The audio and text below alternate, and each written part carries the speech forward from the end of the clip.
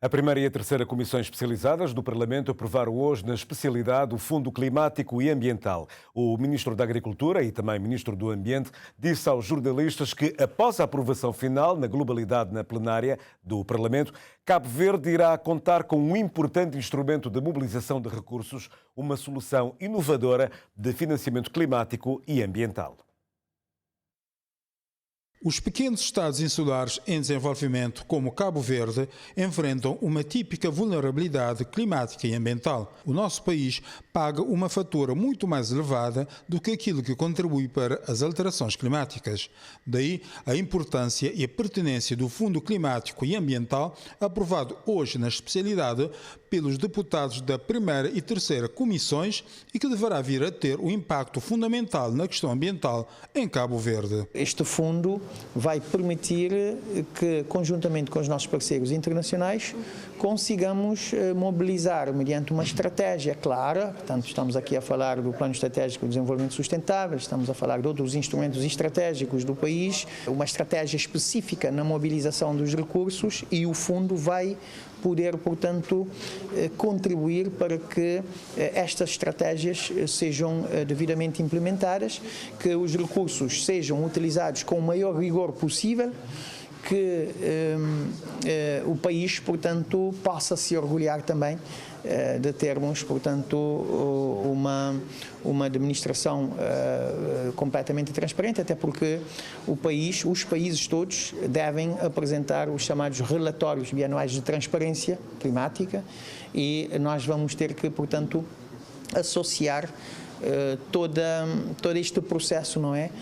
ao relatório, portanto, de transparência. Alguns dos 28 artigos do Fundo Climático e Ambiental suscitaram divergências entre os sujeitos parlamentares, com os deputados do PAICV a manifestarem dúvidas sobre a transparência e autonomia do fundo, já que o presidente e o vice-presidente serão nomeados pelo governo. Em resposta, o Ministro da Agricultura e do Ambiente contrapôs que a composição do Conselho de Administração do Fundo Climático e Ambiental é plural e abrangente, representando as ONGs, o setor privado e os parceiros internacionais, sendo os administradores não executivos. Gilberto Silva realça, contudo, que o diretor executivo e o auditor serão contratados por concurso. Há artigos aqui muito claros que dizem que o fundo, portanto, é uma entidade que não faz política, que não desenvolve ação política, a favor de nenhum partido. Há normas muito claras em relação, portanto, aos concursos. Por exemplo, quem vai administrar diretamente o fundo, que é o diretor administrativo, vai ser recrutado via concurso, o fiscal também via concurso, o auditor, e, portanto, nós não temos razões para achar que não haverá transparência na gestão dos fundos. O acordo assinado entre Cabo Verde e Portugal foi pioneiro, transformando a dívida em fundo climático, pelo que outros parceiros de desenvolvimento de Cabo Verde estão atentos à experiência para dar futuros passos ousados no mesmo sentido. Razões que explicam o facto de Cabo Verde ter todo o interesse em ter operacional o Fundo Climático e Ambiental já em 2025, para não perder oportunidades. Os recursos atingem até 140 milhões de euros, mas este primeiro projeto, no valor de 14 milhões, Portugal vai, portanto, inicialmente de acordo, é 12 milhões, nós vamos ter que alavancar mais 2, e, portanto, o que é que eu quero dizer é que,